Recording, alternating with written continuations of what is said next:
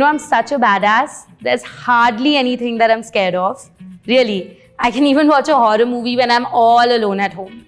But when it comes to removing my pubic hair, oh my God, that's something that I'm so terrified of.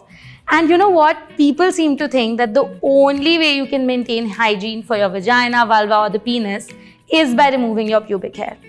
So I wanted to put this myth to rest once and for all, and I've invited an expert to do it. But before that, welcome to our show, Allo, Ask the Sexpert, a space where we answer your questions about sex, pleasure, wellness, and so much more, along with an expert, so that you can have better sex backed by science.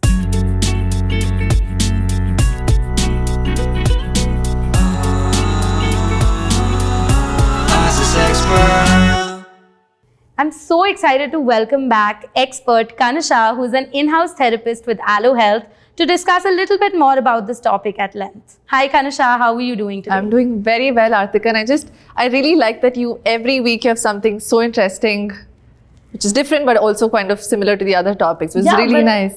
This week I have to give the credit to somebody else. So we actually had somebody from our Instagram community suggest this topic, and we were like, oh yeah, that's so interesting and something people want to hear about. I'm sure. So thank you to whoever suggested this topic to us. And this also means that if you have any topics in mind, you too can suggest them to us. You can even drop a comment in this very video and we'll pick it up from there. Great, so let's get started. Topmost question, how do you maintain hygiene when it comes to the vagina, vulva, or the penis?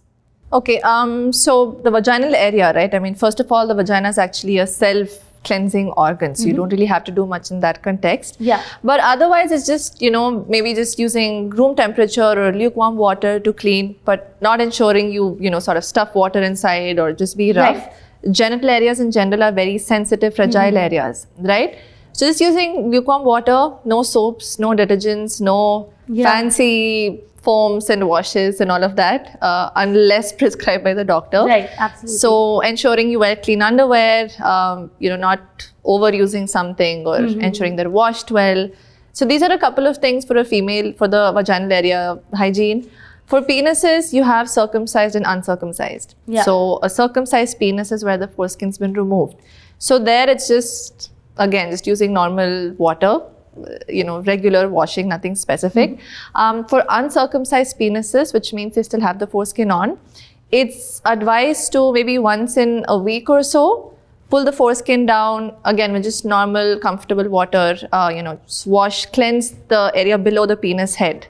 Right. So that's where a lot of something called smegma can collect. Right. So just wash that, and I think these are just a few basic things to keep in mind.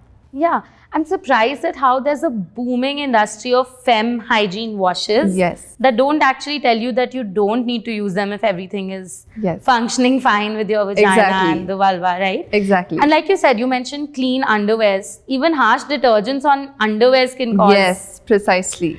Right. Thank you so much for busting that myth. What I was talking about was people associating the presence of pubic hair, which is naturally present on the body. Right? Like everybody is born with pubic hair on their genitals, but people associate that with being unhygienic. So is there a truth in that? Just having pubic hair makes you unhygienic? Is that true? Not necessarily, actually. Again, it just boils down to if you're, maintaining general hygiene and washing and all of that. But I think that also boils down to a very subjective choice. Right. So a lot of people who feel very light and comfortable without the pubic hair, some of them are okay with it. So it's a very personal choice, but I think, pubic hair also has certain advantages, which I think we would be discussing a little later. I mean, you can please go ahead and share them. Okay, so a couple of them are, it sort of prevents friction from happening when you're maybe engaging in intercourse or any kind of, genital friction, if I should say. It helps lessen the impact during an injury or anything of that sort.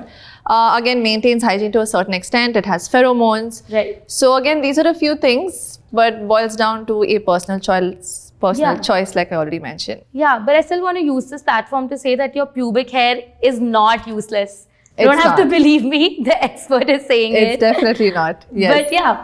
But I love what you said about personal choice, because a lot of times, sadly so, people don't include that in conversations. That maybe it may be right to do a certain thing and wrong to do a certain thing, but personal choice should still be accounted for. Definitely. Yes. Yeah, and just talking about personal choices, if there is someone who does choose to remove their pubic hair, whether partially or entirely, do you think there's a best method and a worst method in that sense? I think generally advised, methods would be trimming it with scissors or a trimmer, or, some of them like to go to the extent of getting a laser treatment done. Some of them like to get waxing done, I think maybe especially females. So these are just a couple of very commonly used techniques. But I think what's important is, again, speaking of hygiene, even when you're using a scissors or a trimmer, ensure it's clean and it's not maybe been used by others, or you've used it repetitively without washing it. So these are a couple of ways, but ensure anything you use doesn't wound you or cause cuts, or is just not causes a problem. Yeah, I mean, I think we can build a whole episode out of what are the different methods. I'm sure we can. Pubic hair removal, and can those interfere with your sexual health? If you want us to do that episode, I'm very serious right now, but if you want us to do that episode, do let us know in the comments below. Great, Kanusha. So I think we've reached a section which is called What's Your Question, or Ask Your Question, where we crowdsource questions from our audience members. Right. And we've just been so fortunate in getting so many questions. I've handpicked some for you, which I think loosely fit in this topic. And, okay, great. I'm just going to ask your permission to ask those. Yes, please. Great. Okay, so the first question is, my penis has a weird smell. How should I remove it? I think removing the smell is the question. Getting rid of the odor. Yeah. Yes. So a certain amount of odor or smell is normal. A certain amount of it's very typical of genital area. But if it goes to a very disturbing, discomforting extent, then get it checked by a doctor, because it could. Generally, it's commonly because of either not maintaining, hygiene, it being very sweaty and moist, or maybe having an infection or things like that. So again, advice to not use over-the-counter ointments and those fancy washes. Consult with speaking. Yes, definitely advise that. Got it. Great. Okay, moving on. The vagina skin is a little bit dark. How should I clean it?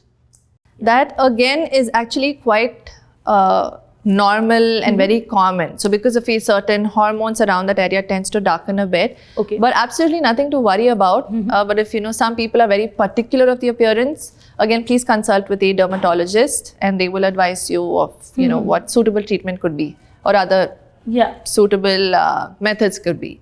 But otherwise it's fine. Right. And I think the concern is that they feel that it's not clean. Yes. Yeah. But it's not clean if you're not maintaining hygiene. Color definitely doesn't reflect anything of that sort. Yeah.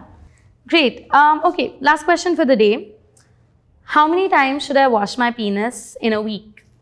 So there's someone who I think doesn't like bathing. Okay, let's assume that he does, But once a week should be okay.